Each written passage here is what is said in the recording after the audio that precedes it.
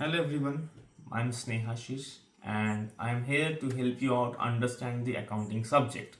So the topic that we will cover today is the transaction classification of any business. So if we have to say that while doing a business we are doing transactions, so every transactions that are happening could only be placed in only one head of the five heads of the accounting. So what are these five heads?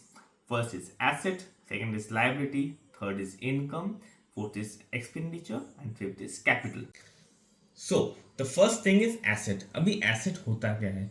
Asset is nothing but the property of the business. अभी उसमें क्या आता है? सोच लो, cash. That means the पैसा जो आपके pocket में है, बैंक बैलेंस जो आपके बैंक के अकाउंट में है, आपका प्रॉपर्टीज लाइक आपका घर हो गया और योर मशीनरी और say for example your customers जिनसे आपको पैसा मिलना है, आपका साल का एंड में जो स्टॉक बचा हुआ है, that is stock that has not yet been sold out, जो आपको बेच के पैसा मिलेगा. So any kind of things which will generate amount, जिससे आपको पैसा जनरेट होगा, may be by selling that thing और बाय प्रोवाइडिंग सर्विसेज, जिससे आपको पैसा मिलेगा.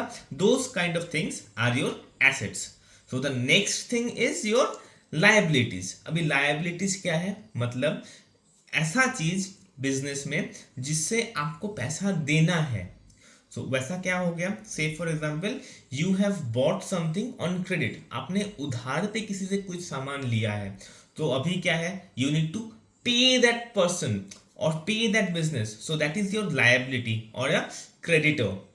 एंड से फॉर एग्जाम्पल योर लोन्स. आपने किसी से बैंक से लोन लिया है, सो क्या हो गया? आपको ये पैसा वापस करना है बैंक को. So that is your liabilities. और say for example your outstanding expenses. अभी what is an outstanding expenses? Say for example आपने इस महीने का सैलरी अपने एम्प्लॉयज को नहीं दिया है, मतलब वो आपको पैसा देना है. That is an outstanding expense and outstanding salary. वैसे ही से for example you have outstanding rent, मतलब आपने रेंट अभी तक नहीं दिया है, दैट इज योर लायबिलिटी.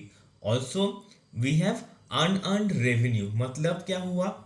सोच लो, आपको सर्विस देना है, लेकिन उसके लिए आपने पहले से कुछ पैसा एडवांस पे लिया है from your customer. That means आपने पैसा ले तो लिया है, लेकिन अभी तक उसका सर्विस दिया ही नहीं है. So you are owed to provide this service or to give this service or to supply the goods. So वो चीज आपका हो गया liabilities. Now the third one is your equity. अभी equity क्या है? Say for example you are the owner of the business. So आपने जो पैसा लगाया है बिजनेस पे, that is the equity for business. आपने जितना ही पैसा लगाया है, और say for example there might be a company, there might be a business like a partnership business, जहाँ पे बहुत लोगों ने एक साथ पैसा लगाया है एक बिजनेस पे. so everyone's part of their investment is their equity.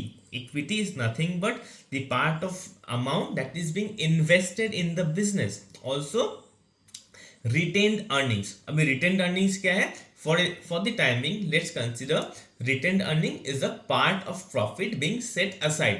एक पोर्शन ऑफ द प्रॉफिट जो भी हम लोगों ने बिजनेस में अभी तक किया है, उसका एक पार्ट जो हम लोगों ने सेट असाइड करके रखा है, मतलब हटा के रखा है, that is my equity.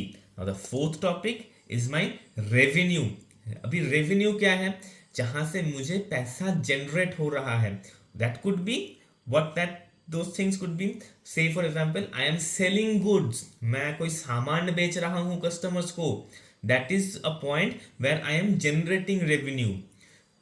Say for example also you are providing services. कोई किसी तरह का आप कोई specific service दे रहे हो. Say for example you are developing a software. That is a kind of service that you are giving. So वो आपका हो गया एक point of revenue. And other incomes में क्या हो सकता है? से फॉर एग्जांपल आपने कुछ इंटरेस्ट अर्न किया, या फिर आपने रॉयल्टी सर्विसेज कुछ अर्न किया. So those are the kind of things that are comes under the head of revenue, जहां से मेरा पैसा बन रहा है बिजनेस का, जहां से मेरा पैसा जनरेट हो रहा है बिजनेस पे, that is my revenue. And the fifth head is nothing but the expenses. So now what are expenses on my day to day business. जब भी मैं बिजनेस कर रहा हूँ ऑन ए रेगुलर बेसिस, मुझे जनरेट करने के लिए रेवेन्यू, मेरा बहुत सारा चीजें हैं जो कि खर्चा होगा. There will be expenses that we need to incur. So what are those things? Say for example, that could be my salary, that could be my rent, that could be other expenses like, और say for example मुझे interest पे करना है loan के against, so that interest component, these are all my expenses.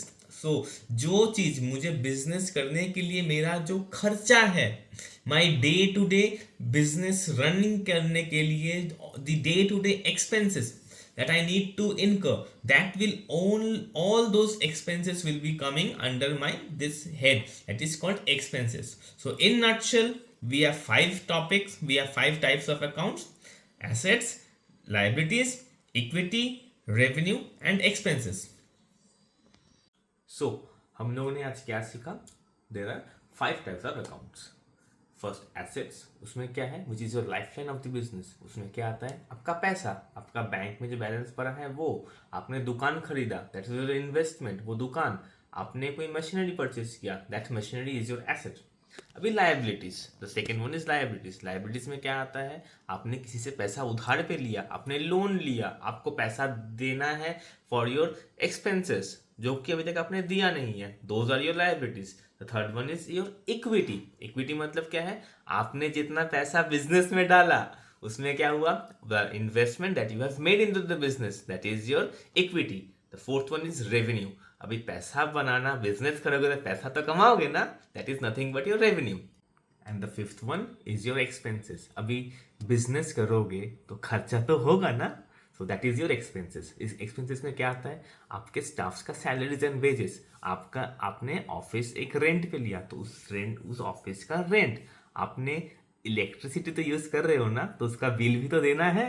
So that is electric bill, that is your outstand, that is your expenses. अभी सोच लो आपका loan लिया है तो उसका इंटरेस्ट देना है, so the interest component जितना है that is your expenses. So to run the business जितना भी आपका expenses हुआ, those are all categorized in the heads of expenses.